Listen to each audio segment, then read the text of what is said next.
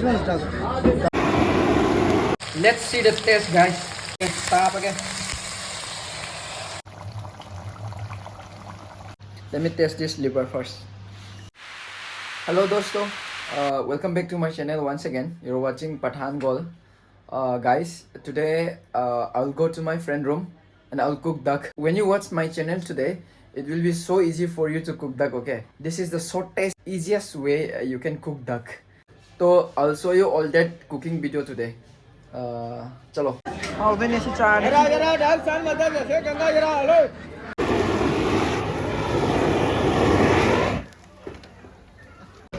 Thang gì cơ?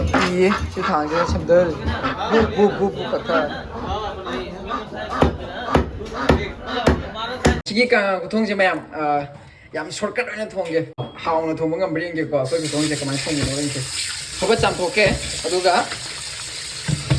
Makha thùng bagi. Tak lagi. Nganu chame thau chale. Aduga. Thùng gì lagi cơ?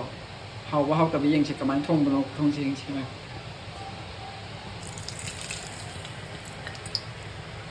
Tejpata, garlic hatu lego. Tejpata ape garlic ape, maroy hatu lagi. Dah hacing ada ni tu kau ngada ni ngasih deh. Yam na si sa maroy kadi kera adu dah tahu lego. Makeup box tu kang ina ini. Jera ini besar ape. Kalau oning dah boy kalau olah siapa. Ngahak mula lah je, magi macu mo lah kani adung hak amin nara siapa, injang si dulu deh. Aduga sising jam matang tada culani Manipuri macan, aduga sigi haldi powder, aduga mo powder si hap tu ni ko.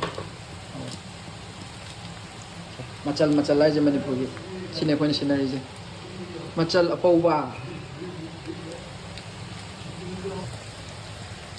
Sing ngap seleng, ginger. Dan macal, Manipuri macal, garam masala. Nah yang ini kok, apa sih? Hap tu saya suka aja.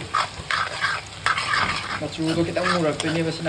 Mana mesti nak bayar betul eh? Atau mau apa? Aku tunggu ya dia apa ni tu? Okey, stop okey. Oh, mau kon jadi, mau jadi lah.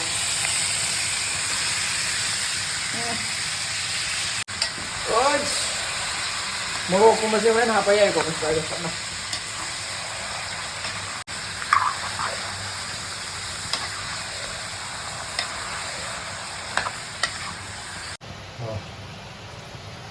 थुम apa? नमक English में soul बोलता है. सिना युंगी chilli powder है बेटा देखो. Packet semuanya packet lah ya sih.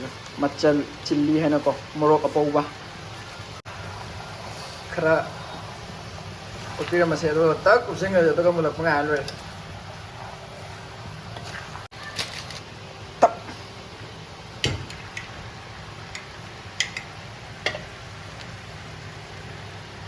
morok kumba hana ki seman ni morok pikal kumba ni atu ko kan hape kan sai kan ni morok kan sa de oke nak tak close tu atau macam ha nak mai phat tak tu ada full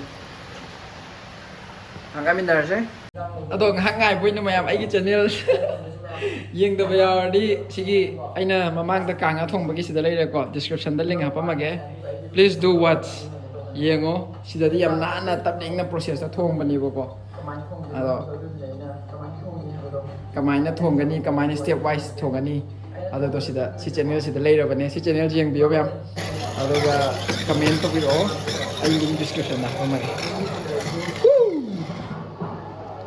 Extend हो गया. Oh, masuk sekarang wale masuk muruk hap tu ni. Mahi thole ko. Mahi हम दाबते mahi masai ni je. Jar okhai.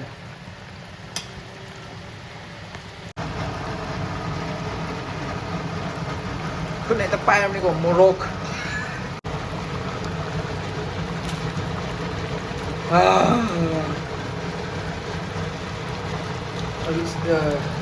Sana mit masalah ko, masalah sila. Apa aja? Kan dah pakai ina mahi jahan, jab jab hijin mini ba. Ka ke dua ragai khala ka ko. làm lại bên này rang thùng mà sẽ mềm hoài thùng bây giờ đã thùng bây giờ cái gì một sẽ làm xin thấy em hẳn rồi sao bạn này một chút là gì ok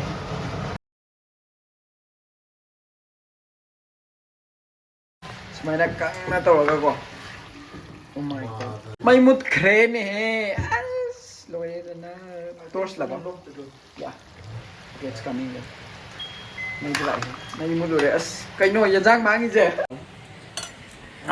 tester I'm very hungry. Taste बताओ कैसा है Muff. Seriously Oh. ठीक है ना फजन कंदरेको सी कंदबदगी आलूगुम्बा हापगा मही हाप यारेको इंजाम मुनब्रे यंगको test तौर Yes, come test सिनेको अखोई नुपा अहुम गतने सुम लौधर सुम चाबे फिल्म ने तौदे सुजे nice फजरे mấy hấp gì luôn bạc hấp rồi à luôn hấp then mahi hấp rồi mà tôi phải hấp nhưng mà rồi hấp ra sam rồi hấp ya coi thì tí nó hào đấy à để tôi extra yan xin là rồi mà khai đi yang thế xin sao cái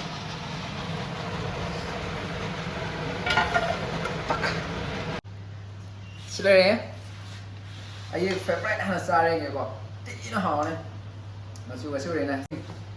also good, okay? Let me taste this liver first.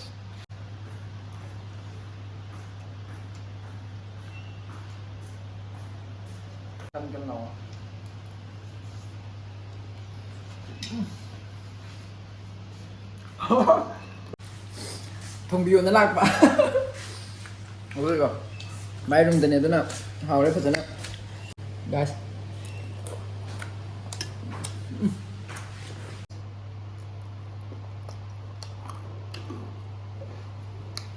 Yeah, good job. Sumeran thong biu, sini ya ini sih. Hangbok ke? Yeah boy. Sangat na buhau ke hai bra. Sini ba? Sanam saya dum mapung mo na ha, dum mapung mo na fajar ni haw ni. Fajar ba ina trenga sih deh. Exhaust haw yung makon se ji dale. Exam makon tahan ito ni. Alu mun bring ga dum thut ya ko khoi di rang se first round nam cha ba loi khe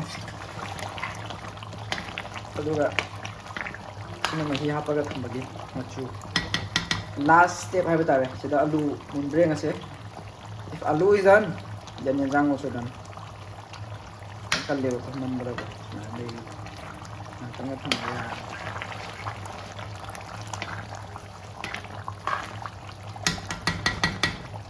ising nong tabaga sa manayang ko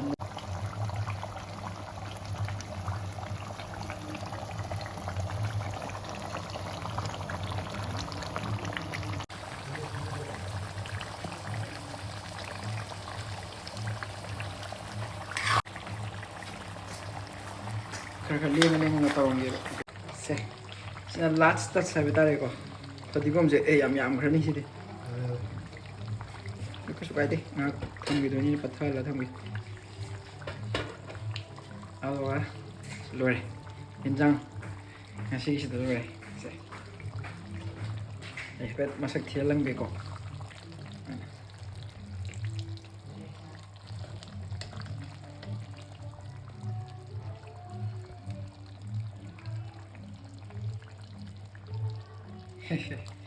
sini men ore ngak thama ga mana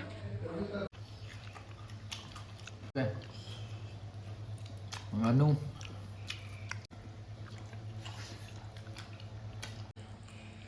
nganu and uti